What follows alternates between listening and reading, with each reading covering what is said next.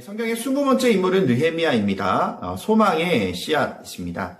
우리가 지난 시간에 기원전 586년에 일어났던 남유다의 멸망을 봤죠. 북이스라엘의 멸망과 마찬가지로 이 남유다의 멸망의 원인은 바로 불순종과 우상 숭배였다라는 것을 우리는 볼 수가 있습니다. 갈 길을 알지 못하고 자기 소견에 옳은 대로 행하였던 그 남유다 백성들에 관한 이야기가 성경 가운데 기록이 되어 있습니다. 그 광경을 눈으로 목격한 예레미야는 눈물을 흘리면서 그들 가운데 하나님께로 돌아올 것과 또 70년 후에 하나님께서 이 불순종의 세대가 다 없어지고 또 새순과 같이 돋아나는 70년 후에 다음 세대를 통하여서 예루살렘을 회복시킬 것이라는 예레미야의 편지도 우리가 함께 볼 수가 있었습니다. 바벨론의 포로로 끌려왔던 이 다니엘과 에스겔 같은 이 사람들은 한 가지 소망을 가집니다. 하나님께서 70년 후에 예레미야의 편지처럼 우리를 예루살렘으로 회복시키시고 하나님의 백성으로 다시 회복시킬 것이라는 그런 소원과 기대를 가지고 그들이 70년의 시간을 보내고 있는, 그것도 세상의 중심이라고 할 수 있는 이 바벨론, 그리고 이 바벨론을 멸망시키는 이 페르시아에서 세상의 중심으로 우뚝 서 나가는 하나님의 사람들로 특별히 유대의 민족이 사용되고 있다는 것을 볼 수가 있습니다. 그런 예레미야의 편지를 전해 듣고 하나님의 소망을 잃지 않았던 위대한 민족의 아름다운 지도자들이 있었죠.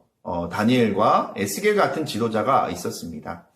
1차 포로 기한을 70년의 이 멸망 후에 70년 후에 하나님께서 1차 포로 기한자들을 보내주시는데 여호수아라는 이 제사장과 총독이었던 이 스룹바벨이라는 이런 사람들을 중심으로 또한 선지자로 학개와 스가랴와 같은 이런 위대한 사람들로 5만 명이 70년 후에 예루살렘으로 되돌아오게 됩니다.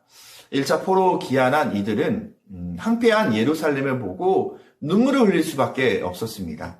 하지만 그들에게 눈물은 사치였고 그들은 어떻게든 성전을 회복하고 그들의 믿음의 공동체를 회복하는 데에 1차 포로 기한자들이 예루살렘을 회복하는 데에 초점을 맞추고 최선을 다하고 있는 모습을 우리는 성경을 통하여서 살펴볼 수가 있습니다.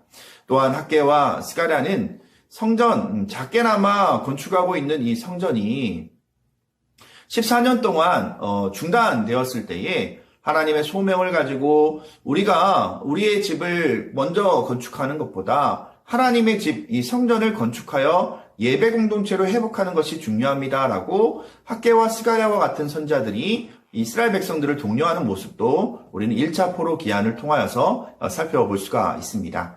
그 후로 2차 포로 기한할 때에 2,000명의 레위인 집단을 이끌고 오는 에스라라는 학사 겸 대제사장에 관한 모습도 우리는 성경을 통하여서 볼 수가 있습니다.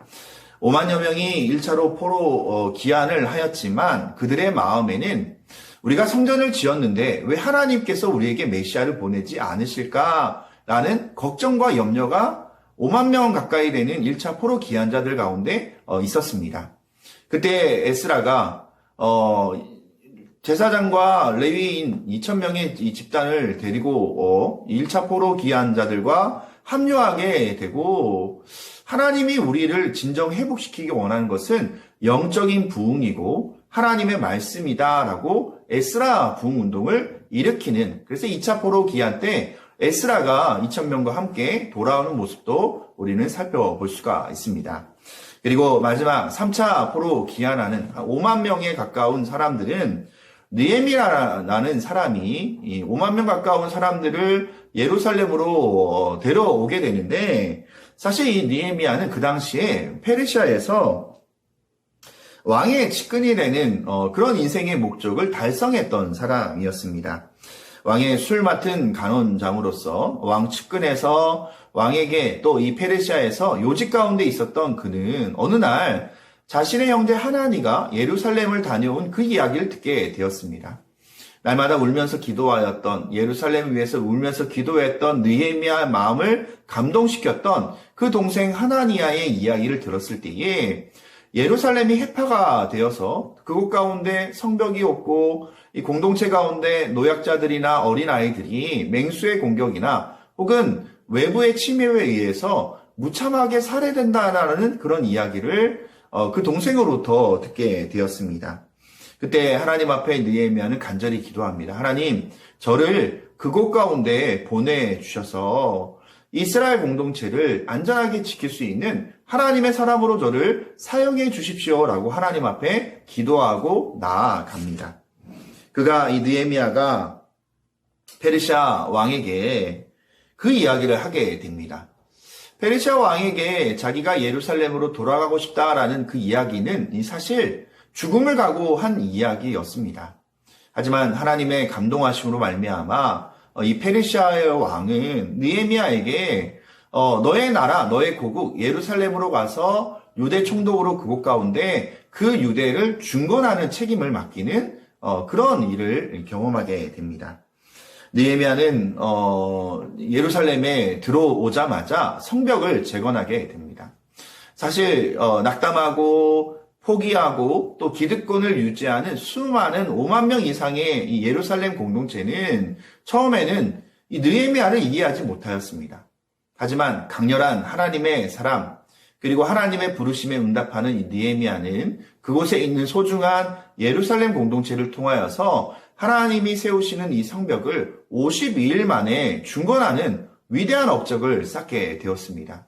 그것은 느헤미야의 혼자만의 일이 아니라 합력하여 선을 이루시는 하나님의 은혜가 바로 느헤미야와 예루살렘 공동체 가운데 있었던 것을 볼 수가 있습니다. 사실 이 느헤미야는 그 성벽을 재건하는 일이 결코 쉽지 않았습니다. 우리가 전 시간에 사마리아 사람들에 대해서 얘기를 했는데 이 혼혈 민족인 이 사마리아 사람들은 유대와 더 이상 그들과 함께 협력할 수 없다는 얘기를 들었을 때 이들은 대적자들이 되고 도리어 예루살렘을 공격하고 느헤미야를 비방하고 모함하는 일에 최선을 다합니다.